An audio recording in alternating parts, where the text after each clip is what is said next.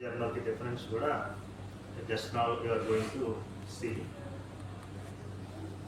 Purpose ఏంటి అంటే ఈ సెషన్ యొక్క purpose to understand how research papers are structured. ఏ డొమైన్ తీసుకున్నా కూడా ఈవెన్ నాలెడ్జ్ ఏది తీసుకున్నా లేదంటే డేటా తీసుకున్నా కూడా అన్స్ట్రక్చర్డ్గా ఉంటుంది, గజిబిజి గందరగోళంగా ఉంటుంది. దాన్ని ఒక స్ట్రక్చర్డ్ ఫామ్లో పెట్టుకోవడం ఇంపార్టెంట్. ఏదైనా కానివ్వండి, నాలెడ్జ్ కూడా అలాగే ఉంటుంది. ఆ నాలెడ్జ్ని స్ట్రక్చర్డ్ ఫామ్లో పెట్టినప్పుడు అది విజ్డమ్గా మారుతుంది. The knowledge turns to wisdom. So knowledge అంటే జస్ట్ తెలిసి ఉండడం. విజ్డమ్ అనేసరికి ఒక జడ్జిమెంట్ ఇచ్చామంటే అది 100% కరెక్ట్ అయి తీరుతుంది. కానీ నాలెడ్జ్ తోటి 100% జడ్జిమెంట్ రాదు. సో అది డిఫరెన్స్, వివేకం అంటాం కదా తెలుగులో. సో స్ట్రక్చర్డ్ ఫామ్లో పెట్టుకోవాలి. ఓకే, దీనిలో కొన్ని నెంబర్ ఆఫ్ సెక్షన్స్ ఉన్నాయి. I don't want to eat all your time. I'd like to close as early as possible with more interest.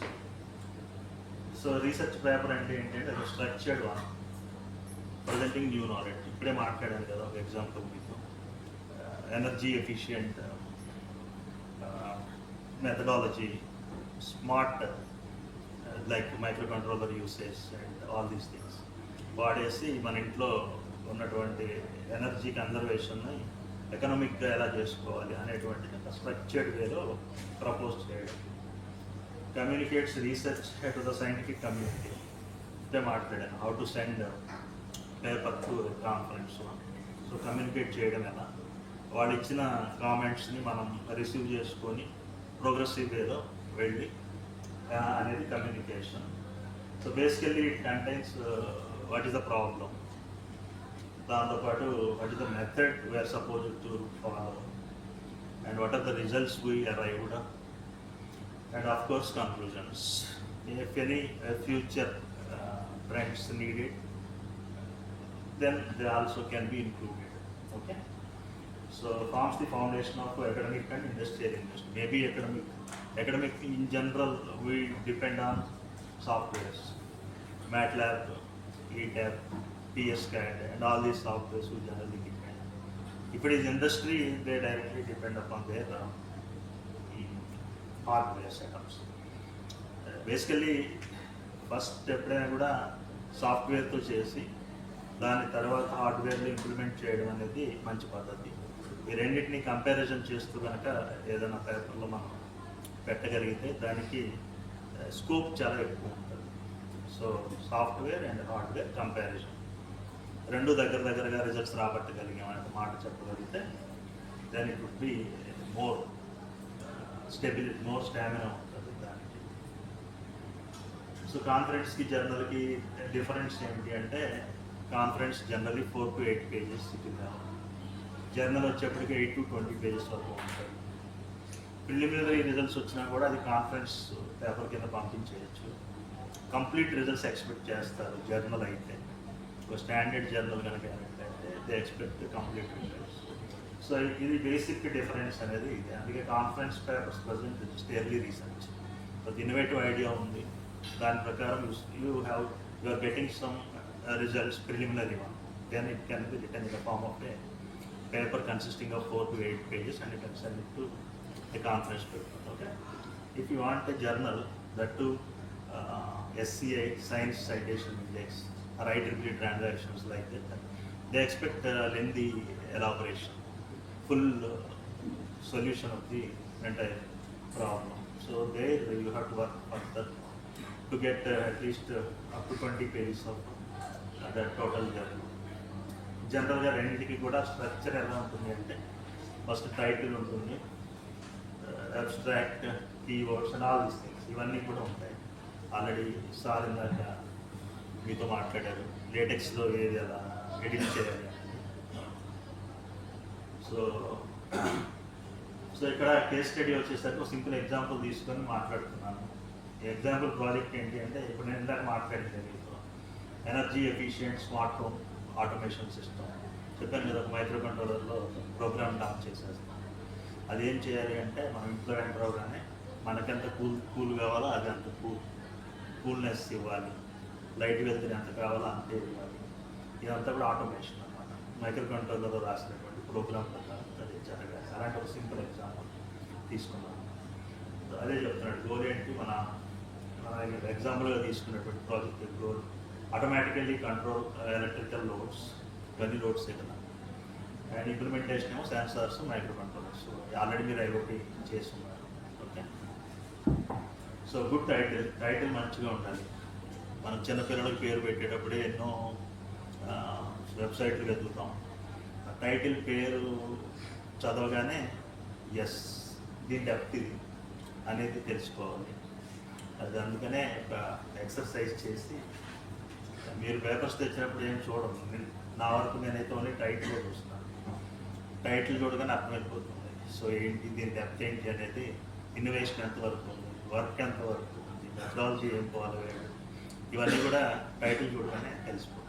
So title ఇచ్చేటప్పుడు చాలా నీట్గా జనరల్గా ఎగ్జాంపుల్ చూడండి, energy efficient smart home automation using sensor based control. Okay, తర్వాత వచ్చేసరికి అబ్స్ట్రాక్ట్లో ఏముంటుంది, మీరు మీ పేపర్లో మీరు చూసే ఉంటారు, మీరు చాలా పేపర్లు డౌన్లోడ్ చేశారు.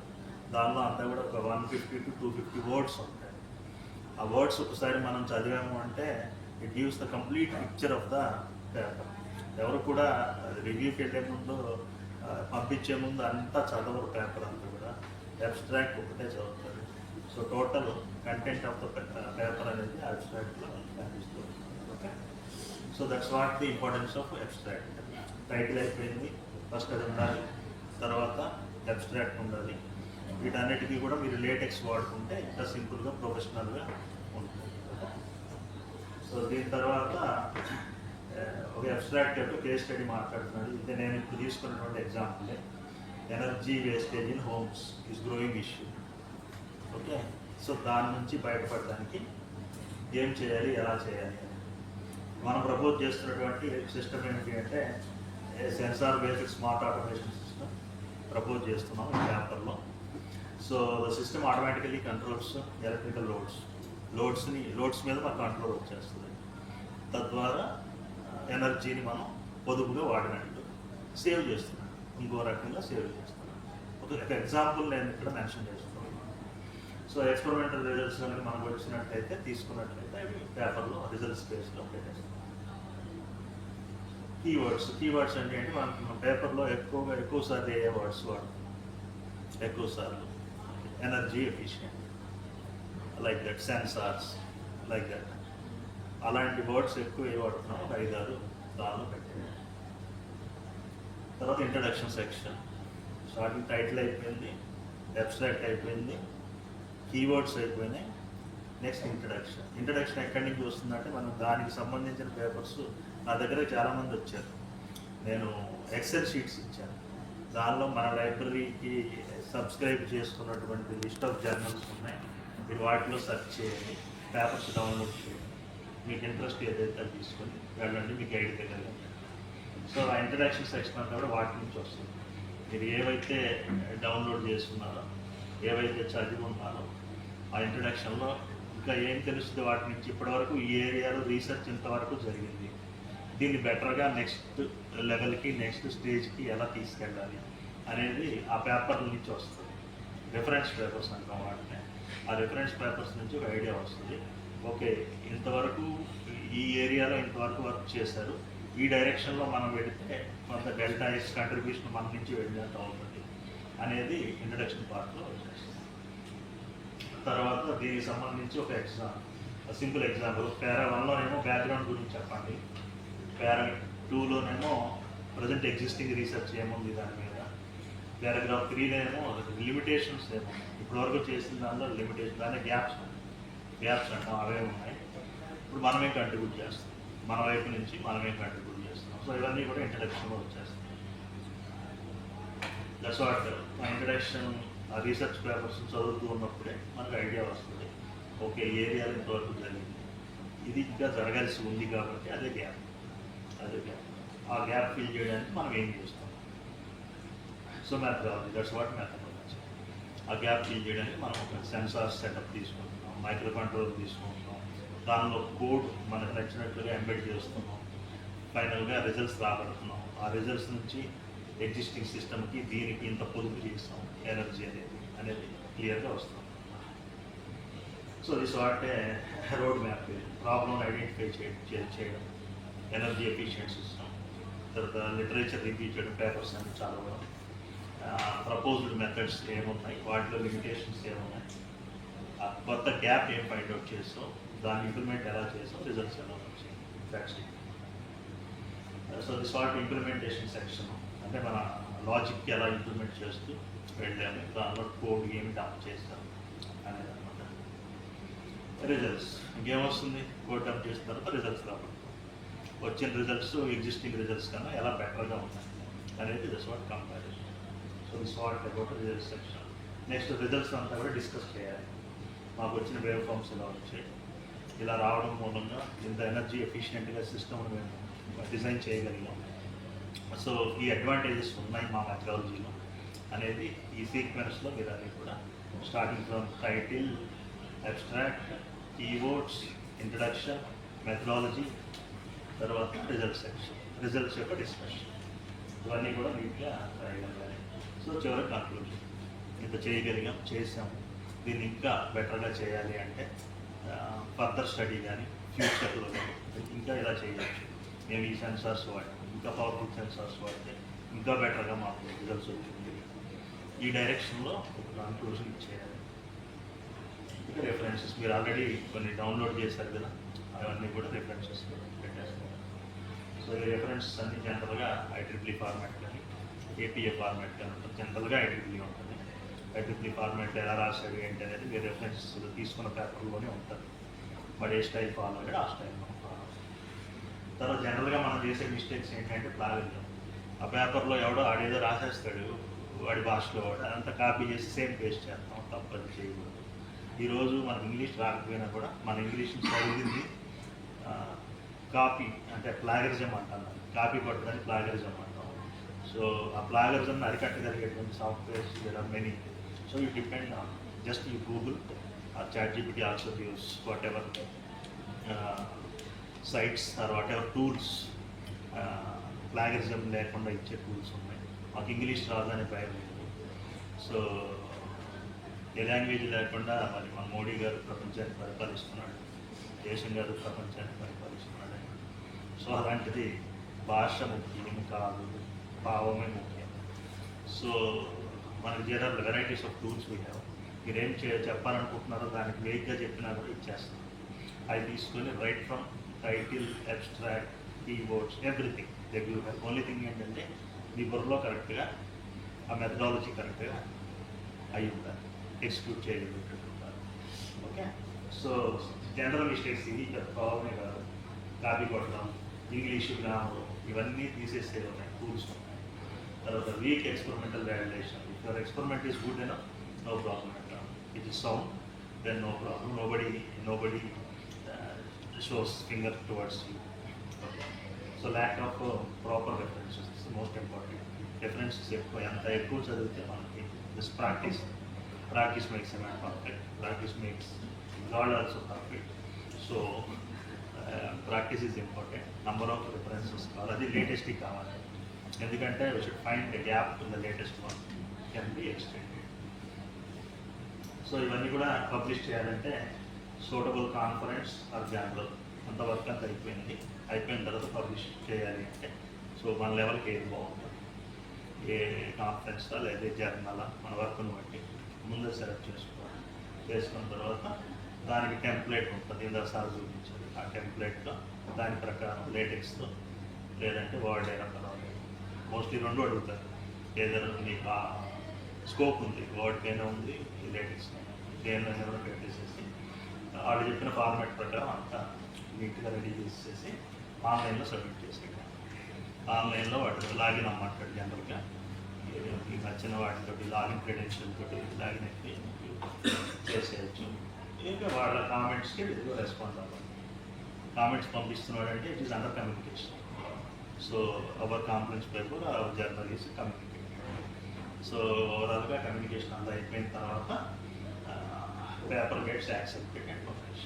ఈ పేపర్ యాక్సెప్ట్ అయిపోయింది కానీ it is published in this particular volume అని చెప్పి చెప్పేస్తాడు. సో అంటే depends upon the strength of దానికి ఇంపాక్ట్ ఫ్యాక్టర్ అని ఉంటాయి. సైటేషన్ వాటికి కానివ్వండి, లేదా ఐట్రిబుల్ ట్రాన్సాక్షన్స్ కానీ, ఐట్రిబుల్ కాన్ఫరెన్స్ కానీ, ఆ ఇంపాక్ట్ ఫ్యాక్టర్ని బట్టి అది తీసుకునే టైం డిపెండ్ అవుతుంది. సో మన ఊరికి ఆతృత పడితే అవ్వదు పని.